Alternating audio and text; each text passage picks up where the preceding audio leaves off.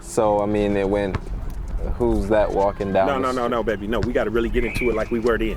I'm driving. I'm going to paint this picture, okay? I'm in the car. I'm driving in the car.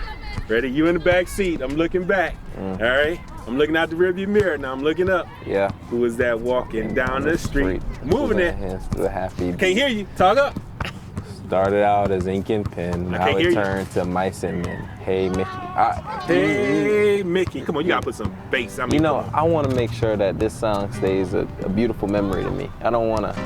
Baby, you know what? It just don't get any better than this. It comes a point in time in your life that at times you live your dreams through your kids. I would not have come to Michigan if it wasn't for the Lead Scholarship. I just wouldn't have had enough money. Without my dad, I definitely wouldn't be here. I would have been on a serious delay in my growth. My dad forced me to grow up, or at least gave me the tools to do it myself. Oh, my dad. A lot of people, a lot of kids growing up in the city of Detroit, they would dream about Superman, breaking steel poles in half. My dad is someone that was tangible. I could touch him, he was real, and he could snap those poles in half. My father, he got sick where he had to be admitted into the hospital, and he came home to finish his rehab. He didn't have full mobility yet. He was back at home. One Sunday, we got in the car and we started to drive to the store. One of the neighbors had called and says that the house was on fire. He turned the car around and we saw the smoke coming up from the house a few blocks away. And everyone was just in panic and kind of in disbelief.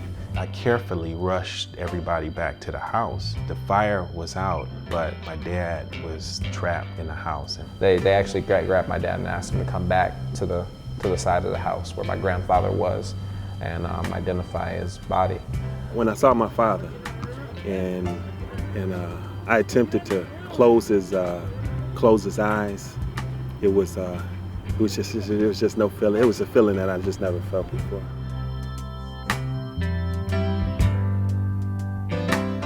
It was a lot of deceit. It was a lot of trickery. It was a lot of theft. All of those things took place. Abandonment. Nobody was there for my mom. It was more help that was given from friends and strangers than family. And that's hurtful.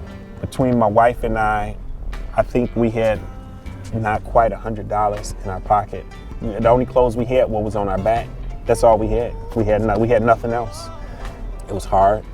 I remember going outside, having a moment to myself because it was so much that I had to figure out, but I couldn't let my sons see me having so much uncertainty about what our next steps were because they were looking at me. Usually we would all look at my dad. My dad had the answers, but now I was entrusted with the responsibility to have all of those answers. We lived in extended stays primarily. We stayed in one extended stay for about 2 years. My dad gave me one job. He said, do well in school, that's your job. I talked to everybody that I knew to get my son into the University of Michigan. If it was a receptionist, whether it was the president, which I attempted to talk to and I wasn't successful, but I was gonna make sure that everybody at the University of Michigan, they knew who my son was. But it's a lot of reading, a lot of writing, constant telephone calls, unannounced appearances.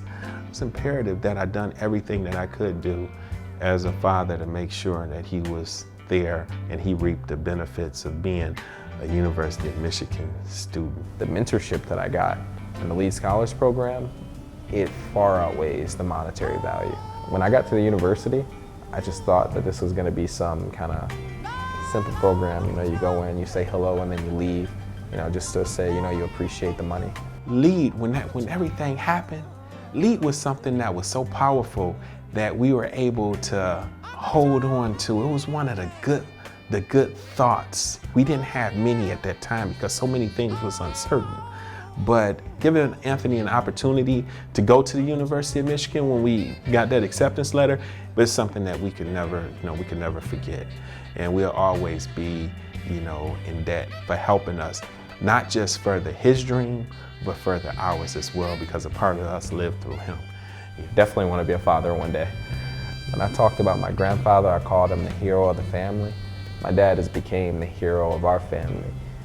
I want to put my family in a place where they don't need a hero. I want them to be their own heroes.